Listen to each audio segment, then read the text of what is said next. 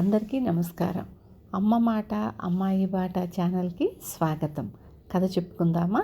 బేతాళ కథలు. కత్తి పట్టిన మంత్రి.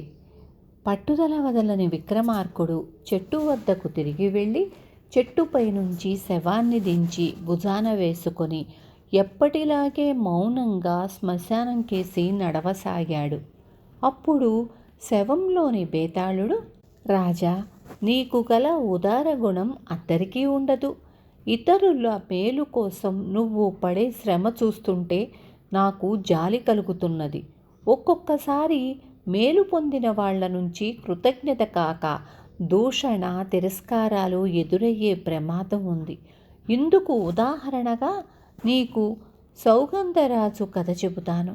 శ్రమ తెలియకుండా విను అంటూ ఇలా చెప్పసాగాడు. సౌగంధరాజు గుణపాలుడికి రణపాలుడనే కొడుకున్నాడు. అలాగే ఆయన మంత్రికి జయవర్మ అనే కొడుకు, సేనాధిపతికి వీరసింహుడనే కొడుకు ఉన్నారు. ఆ ముగ్గురు ఒకే ఈడు వాళ్ళు. ఒకే గురువు దగ్గర అన్ని విద్యలు నేర్చుకున్నారు. రణపాలుడు సింహాసనానికి వచ్చినప్పుడు అతని కాబోయే మంత్రి జయవర్మని, సేనాని వీరసింహుడని ఏనాడో నిర్ణయం జరిగిపోయింది. రణపాలుడికి వేట అంటే చాలా మక్కువ. ఒకనాడు అతడు మంత్రి కొడుకు జయవర్మను, సేనాని కొడుకు వీరసింహుణ్ణి, కొంత పరివారాన్ని వెంటబెట్టుకొని అరణ్యానికి వేటకు వెళ్ళాడు. సూర్యోదయంతో అరణ్యం చేరి వేట ప్రారంభించిన వాళ్ళు సాయంత్రం వరకు అలాగే వేటాడుతూనే ఉన్నారు. రణపాలుడు ఇలాంటి సమయాల్లో ఆకలి దప్పులను లెక్క చెయ్యడు.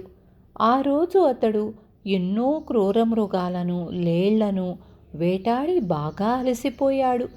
కనుచీకటి పడుతున్న సమయంలో ఒక పులి హఠాత్తుగా పొదలచాటు నుంచి రణపాలుడి మీదకు దూకింది.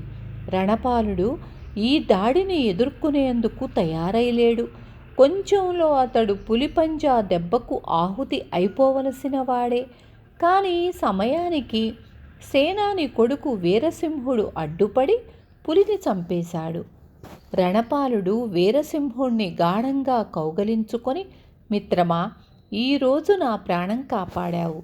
నువ్వు సమయానికి పక్కన లేకపోతే నేను పులివాత పడి ఉండేవాణ్ణి అన్నాడు కృతజ్ఞతగా. వీరసింహుడు సంతోషంగా, యువరాజా, ఇది నా ధర్మం అన్నాడు.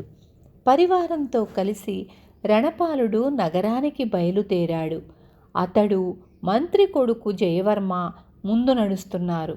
వీరసింహుడు పరివారంలోని ముఖ్యుడొకడితో మాట్లాడుతూ వెనకగా వస్తున్నాడు. ఆ సమయంలో ఒక చెట్టు చాటు నుంచి ఉదయం వేటలో గాయపడిన ఒక ఆడపులి మెరుపులా వచ్చి రణపాలుడి మీద దూకబోయింది. రణపాలుడు కత్తి దూశాడు, కానీ అది పులిపంజా దెబ్బకు జారి కింద పడిపోయింది. మంత్రి కొడుకు జయవర్మ చప్పున కింద పడిన కత్తి తీసుకొని పులి గుండెల్లో గట్టిగా ఒక్క పోటు పొడిచి దాన్ని చంపేశాడు.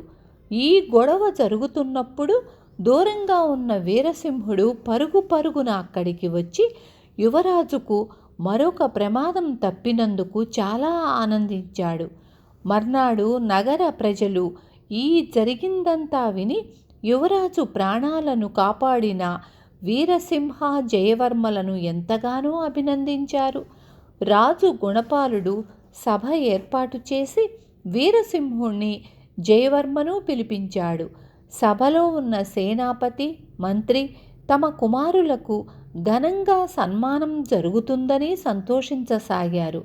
రాజు గుణపాలుడు సభికులందరినీ ఓ మారు కలయచూసి, నా కుమారుడు భావి సౌగంధరాజు అయిన రణపాలుడికి వేట సమయంలో జరిగిన ప్రమాదాలను గురించి మీరందరూ వినే ఉంటారు.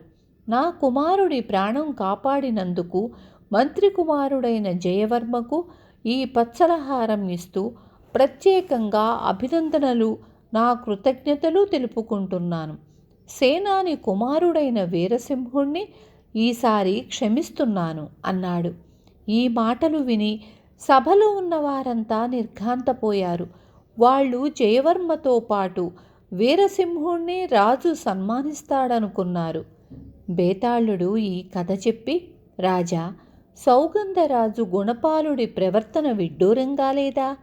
తన కుమారుడి ప్రాణాలను కాపాడిన వీరసింహుణ్ణి సన్మానించకపోగా ఈసారికి క్షమించానని నిండు సభలో దూషించటం కృతజ్ఞత కాదా?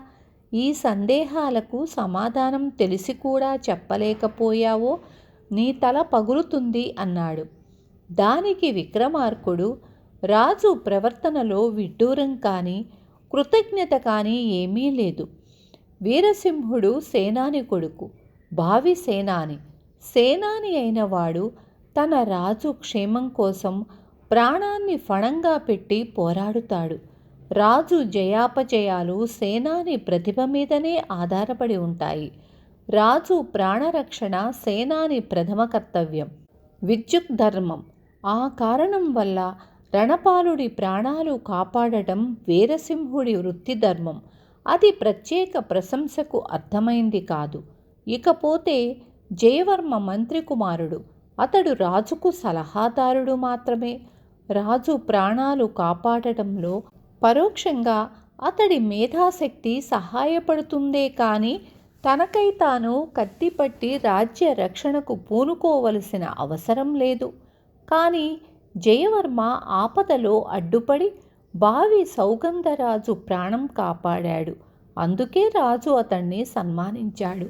నిజానికి రెండవసారి కూడా వీరసింహుడే అడ్డుపడి రణపాలుణ్ణి రక్షించవలసి ఉంది. కానీ అతడు తన బాధ్యత మరిచిపోయి ఎవరితోనో కబుర్లాడుతూ సమయానికి దగ్గరలేడు.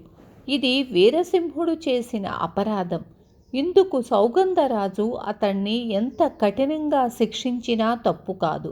కానీ ఆయన అలా చెయ్యకపోవడం ద్వారా గొప్ప ఉదారుణ్ణని రుజువు చేసుకున్నాడు అన్నాడు.